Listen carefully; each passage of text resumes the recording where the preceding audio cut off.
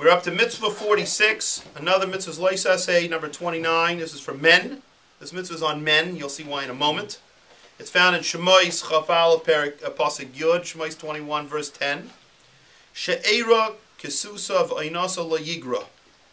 Her food, her clothing, and her marriage, duty of marriage, shall not be diminished. You cannot take this away. She's owed these certain things. Now, it is forbidden for a master of a Jewish, again, we're referring to the master of the Jewish maidservant. So again, this is talking about a man who accepts her to marry her, and he decides he's not going to give her, he's not going to treat her like a, she was his maidservant. So he decides, well, now she's my wife. So I'll treat her like trash. I'm going to not treat her with the same, since she's not a regular wife. She's a wife that he found, he got as of that she was a maidservant. So maybe he thinks he can try to mistreat her. So the Torah says that he's got to give her food, he's got to give her clothing, he's got to do all the, whatever rights she deserves as a wife. So nowadays, of course, every husband, we learn out that every husband must fulfill these three obligations to his wife. He's got to work, earn money to support her. He must provide her with clothing, and all the other rights.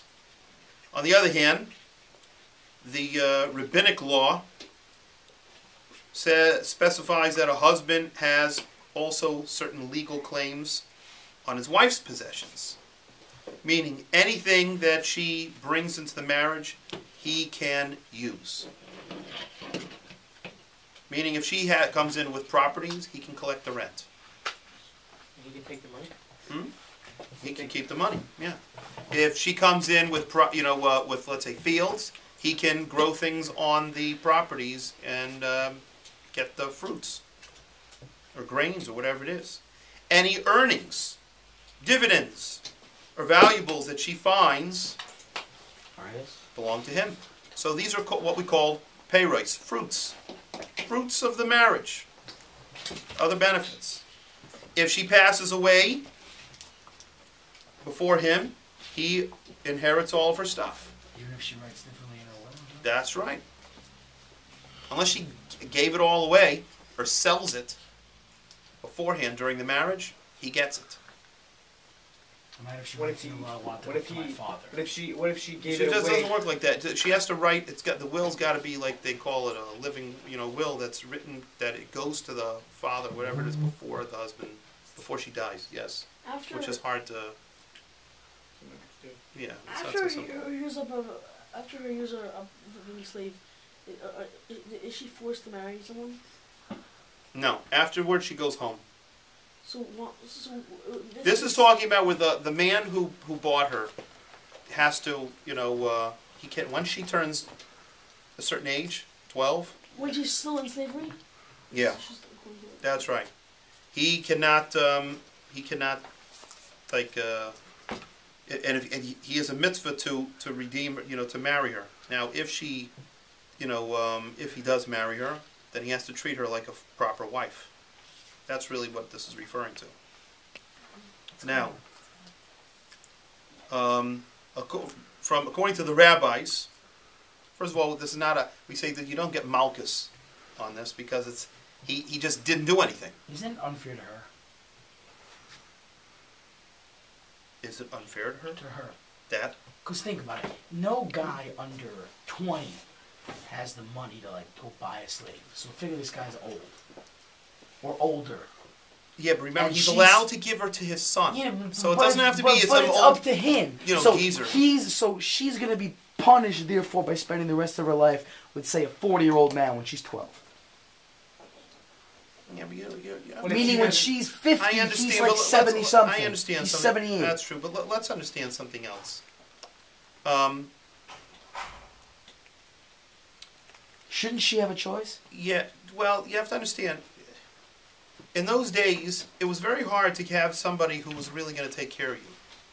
That's the honest truth. Because back then, people used to just take the women. That's right. The women needed protection. So they By should- somebody marrying them, that's why they were very happy to be married at all, because they were protected. If not, there was a lot of bad stuff going on. People just go and it was very barbaric. Not to say that it's not that way today too. There's plenty of bad stuff that goes on today too. So this is what protected the women, that they would be financially supported. They would also be taken care of physically, protected. So because of that, we're just going to add. This is very important to know. The Chachamim, the rabbis, added 7 more things.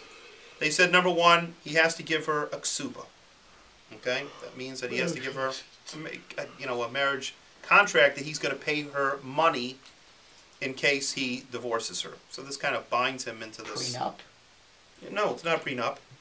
Prenup means that he doesn't owe her, she doesn't owe him. This is that he does owe her.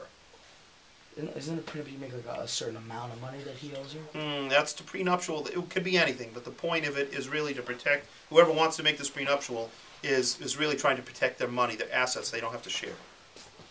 Anyway, he has to also take care of her medical needs. He has to redeem her, meaning in case she is taken as a captive. He has to bury her. He has to pay for a burial. I know it doesn't sound too fun, but that's one of the things.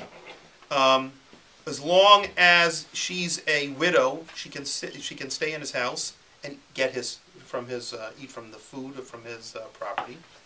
She does not inherit him, but she does get to she is taken care of, provided for. Her daughters are also supported after he passes away until they become engaged. Is